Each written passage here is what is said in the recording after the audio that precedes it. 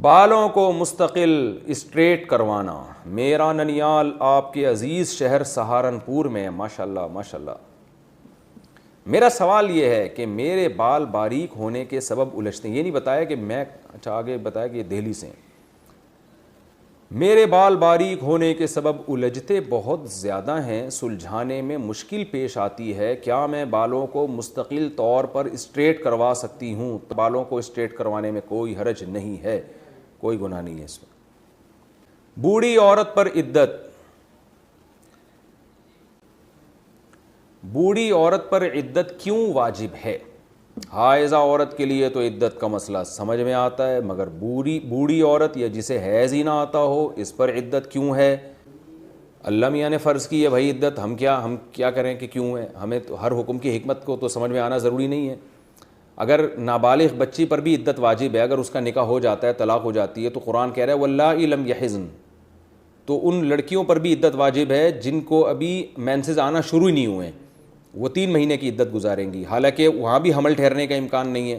اسی طرح وہ عورتیں جو بوڑھی ہو جاتی ہیں, ان کو حیض کا امکان ہی ختم ہو گیا, اللہ فرماتے ہیں ان کی عدت بھی 3 مہینے ہے. تو جو طلاق کی عدت ہے اور موت کی عدت 4 مہینے 10 دن ہے. تو یہ اللہ نے احکام دیے ہیں, ان میں اگر حکمت سمجھ میں نہ بھی آئے تو بس اللہ کا حکم ہے.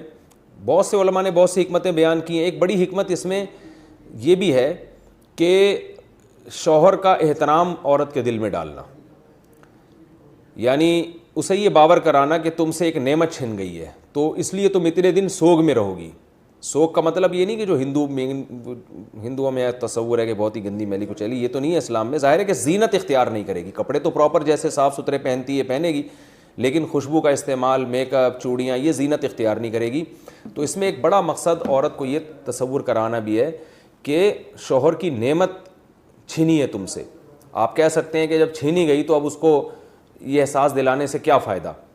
یہ فائدہ ہے کہ معاشرے میں دوسری عورتوں کو احساس ہوگا کہ شوہر ایک بہت بڑی نعمت ہے. جب وہ چھن جاتا ہے تو اللہ تعالیٰ عورت کو یہ حکم دیتے ہیں کہ وہ اتنا عرصہ تک سوگ میں رہے. سوگ کا مطلب یہ نہیں کہ روئے پیٹے ہائے ہوئے کرے, مطلب یہ کہ وہ گھر سے باہر نہ نکلے, زینت اختیار نہ کرے, کیونکہ اب اس کے لیے نکاح کرنا حرام ہے. تو نکاح کرنا حرام ہے, لہذا وہ چیز جو مردوں کو اس کی طرف مائل کرے نکاح کے لیے وہ چیز بھی حرام. تو زینت سے مرد مائل ہوں گے اس کی طرف شادی کے لیے, تو وہ میلان کا دروازہ بھی اللہ نے بند کیا ہے. تو اس میں نسب کی حفاظت کے ساتھ ساتھ ایک شوہر کا حق بیان کرنا بھی مقصود ہے, تاکہ عورتیں جن کی میاں زندہ ہیں ان کی تھوڑی قدر کر لیں. اور جب یہ خاتون کا میاں مر گیا, انہوں نے عدت پوری کی, جب کہیں اور شادی کریں تو پھر اس نئے والے میاں کی قدر کریں. یہ تو اللہ کی حکمتوں میں سے ایک حکمت یہ ہے. باقی پوری حکمتیں تو ظاہر ہے اللہ ہی جانتے ہیں, ہم اللہ کے حکام کے مکلف ہیں. جس طرح ہمیں کہہ دیا ہم اس طرح حکم کو فالو کریں گے. یہ جو آج کل نئے نئے پروفیسر ٹائپ کے لوگ پیدا ہو رہے ہیں, حکمتیں نکال کے شریعت کے حکام ہی کی دھجیاں اڑا دیں. جیسے غامدی صاحب نے تو کہا کہ اگر الٹرا ساؤنڈ سے پتہ چل جاتا ہے کہ حمل نہیں ہے تو اگلے دن ہی گھر سے باہر نکل جائے, کیونکہ اب بچہ تو نسب میں تو اشتباہ ہو نہیں سکتا. تو یہ بالکل 100% غلط بات کی غامدی صاحب نے. اس پر میں نے کلپ بھی ریکارڈ کروایا ہے کہ قرآن نے تو ان عورتوں کو بھی عدت گزارنے کا حکم دیا جن کو حمل ٹھہرنے کا سرے سے امکان ہی نہیں ہے, تو ان کو بھی عدت گزارنے کا حکم دیا. اس سے پتہ چلتا ہے کہ عدت کا مقصد محض نسب کی حفاظت نہیں ہے, اور بھی کچھ مقاصد ہیں شریعت کے. دیکھیں, عورت کا میاں باپ مر جائے تو 3 دن سو گئے, بھائی مر جائے 3 دن سو گئے, بیٹا مر جائے 3 دن سو گئے, شوہر مر جائے 4 مہینے 10 دن.